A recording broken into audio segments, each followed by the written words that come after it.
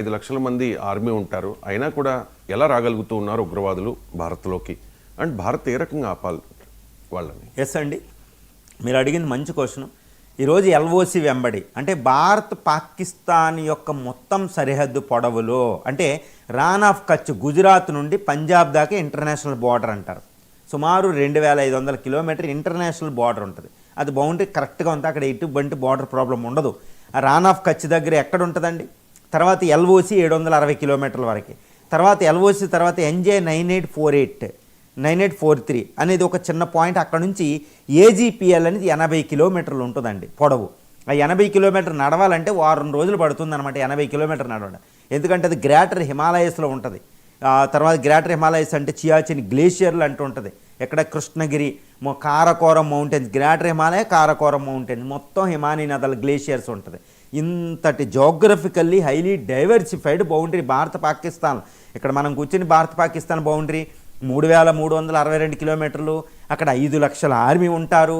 కాబట్టి తీవ్రవాదులు రాలేరు అనుకోకూడదు. 5 లక్షలు కాదు, ఇంకొక 5 లక్షల మంది ఆర్మీ, భారత ఆర్మీ ఉన్న తీవ్రవాదులు ఇండియాలోకి ఎంటర్ అవుతారు. ఎందుకంటే జియోగ్రఫికల్లీ అక్కడ ఏంటంటే చాలా డిఫికల్ట్ టెరిటరీ అనమాట. భౌగోళికంగా చాలా భయంకరమైన టెరిటరీ.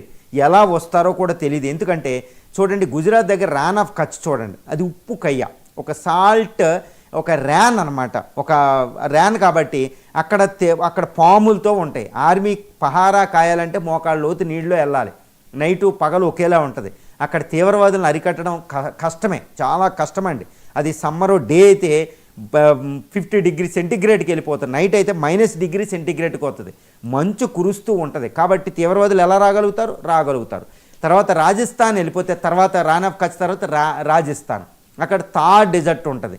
మానవులు కూడా వెళ్ళని ఫుల్లీ డ్రై ఉంటే అసలు తేమే లేని భయంకరమైన డెజర్ట్. అక్కడ కూడా టెంపరేచర్ పగలైతే 55 డిగ్రీ వెళ్ళిపోతుంది, రాత్రి అయితే -డిగ్రీ సెంటిగ్రేడ్కి వచ్చేస్తాయి. అక్కడ పహారా గాయాలి బీఎస్ఎఫ్ ఆర్మీని. అక్కడ కూడా చాలా కష్టం, మంచు, ఇసుక తుఫాన్లు వస్తూ ఉంటాయి. తీవ్రవాదులు ఏదో విధంగా రాగలుగుతారు. తర్వాత వెళితే పంజాబ్లో ప్లెయిన్ ఏరియా, అసలు ఒక విలేజ్ అక్కడ పాకిస్తాన్లో, ఇక్కడ విలేజ్ పాకిస్తాన్లో కలిసిపోయి ఉంటాయి. అక్కడ ఎవరెవరో కూడా తెలియదు. అటువైపు పంజాబ్లో సిక్కులు ఉంటారు, ఇటువైపు సిక్కులు ఉంటారు. ఇంత దారుణం. తర్వాత ఎల్ఓసి వెళ్తే మౌంటేనియస్ టెరిటరీ అండి. అక్కడికి వెళ్తే దౌలదార్ అని, తర్వాత పీర్ పంజల్ అని మౌంటైన్స్ స్టార్ట్ అవుతాయి. తర్వాత మిడిల్ హిమాలయస్, గ్రేటర్ హిమాలయస్, కారకోరం వరకు, తర్వాత హిమానీ నదాలు. ఈ మౌంటైన్స్ టెరిటరీ ఏంటంటే పాకిస్తాన్కు అనువుగా ఉంటుంది. ఆ లోయల్లోంచి వాళ్ళు వచ్చేస్తారు. సో అది కష్టం. దీనితో పాటు ఇండియా పాకిస్తాన్ అంటేనే నదులే ఉంటాయి. ఫర్ ఎగ్జాంపుల్ చూడండి, ఇండస్ రివర్ సిస్టంలో సింధు నది రివర్స్ ఎన్ని ఉంటాయి? సట్లేజు, బియాస్, రావి, చేనాబ్ లాంటి పెద్ద నదులే కాదండి, దాని ఉపనదులు కొన్ని వందలు ఉంటాయి.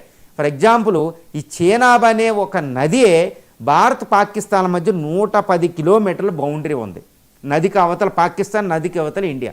ఆ నదిలోంచి ఈదుకుంటూ వస్తారు తీవ్రవాదులు. దాని మీద మామూలు నదుల్లో ఉండవండి, చాలా భయంకరంగా ఉంటాయి. ఆర్మీకి పహారా గాయడం చాలా కష్టం కూడా అక్కడ. అది కూడా ఫ్లాష్ ఫ్లడ్స్. ఇలా సట్లేజు, చేనాబు, రావి నదులే 50-60 కిలోమీటర్ల బౌండరీలు ఉన్నాయి. తర్వాత ఇండస్ చూసారా, ఒక నదీ సరిహద్దులు ఉంటాయి, పర్వత సరిహద్దులు ఉంటాయి, తర్వాత అటవీ సరిహద్దులు ఉన్నాయి, ఎడారి సరిహద్దు ఉంది, రాన్ ఆఫ్ కచ్లని ఉప్పు నీటి కొయ్యలు సరిహద్దులు ఉన్నాయి, తర్వాత ఎడారి సరిహద్దులు. ఇంతటి సరిహద్దుల్లో 5 లక్షలు కాదు, ఇంకొక 10 లక్షల ఇండియన్ ఆర్మీ పెట్టిన తీవ్రవాదులు ఏదో ఒక విధంగా చొరబడగలుగుతారు. They can infiltrate into India because of the geographical diversity, geographical difficulty అండి. ఇది అందువల్ల తీవ్రవాదులకు అది అనువుగా ఉంది. అందుకే పాకిస్తాన్ గత 30 సంవత్సరాలుగా నిర్విఘ్నంగా అది క్రాస్ బోర్డర్ టెర్రరిజాన్ని ఈజీగా చేయగలుగుతుంది. అదర్వైజ్ ఇది ఏదో ప్లెయిన్ బౌండరీ అంటే వాళ్ళు ఇంపాసిబుల్ రావడం. ఇండియా పాకిస్తాన్ మధ్య మొత్తం కూడా ఫెన్సింగ్ అవ్వలేదు. ఫెన్సింగ్ చేయడం కూడా చాలా పెద్ద ప్రాబ్లం అన్నట్టు. Fencing it's not at all easy. ఎందుకంటే అటువైపు పాకిస్తానీ దళాలు 3 లక్షల పాకిస్తాన్ ఆర్మీ ఎప్పుడు కూడా షెల్లింగ్ చేస్తూ ఉంటుంది, ఫైరింగ్ చేస్తూ ఉంటుంది అనమాట. కాబట్టి దాన్ని అడ్డుకోవడం చాలా కష్టం. వాళ్ళ ఫైరింగ్ మాటు రాత్రుల్లో వాళ్ళు తీవ్రవాదులు వచ్చేస్తూ ఉంటారు. తీవ్రవాదులు ఆర్మీ డ్రెస్లో వస్తూ ఉంటారు. తర్వాత జమ్మూ అండ్ కాశ్మీర్ ఇదే భాష నుంచి వస్తూ ఉంటారు అనమాట. వాళ్ళకి ఇటువైపు అండదండలు ఉంటాయి. దానివల్ల చాలా కష్టం. ఎంత సెక్యూరిటీ ఇచ్చినా తీవ్రవాదులు వస్తారు. అందుకే తీవ్రవాదులను ఆపడం అనేది అసంభవం. చాలా వరకు ఆపిన, కానీ వాళ్ళు వస్తే ప్రతిస్పందిస్తే ఆయన యాక్ట్ ఆఫ్ వార్ అనేది ఇప్పుడు పెట్టాం. కాబట్టి మోడీ గారు ఇప్పుడు తీవ్రవాద దాడి చేయాలంటే తర్వాత పాకిస్తాన్ని అటాక్ని తట్టుకోవాలి. ఈ భయం ఏమన్నా కొంచెం వర్కౌట్ అవ్వచ్చు. కానీ తీవ్రవాదులు పాకిస్తాన్ ఆర్మీ పాకిస్తాన్ గవర్నమెంట్ చేతిలో లేరు వారు. వాళ్ళకంటూ ఒక ప్రభుత్వాలు ప్యారల్ ప్రభుత్వాలు ఉన్నాయి. కాబట్టి తీవ్రవాదులు ఈజీగా ఇండియా వస్తారు, అటాక్ చేస్తారు. మనం అటాక్ వస్తే ప్రతిస్పందించడానికి సిద్ధంగా ఉండాలి. అది జమ్మూ అండ్ కాశ్మీర్ యొక్క సరిహద్దు యొక్క భయంకరమైన పరిస్థితి అన్నమాట. రైట్. ఇక మరో అంశం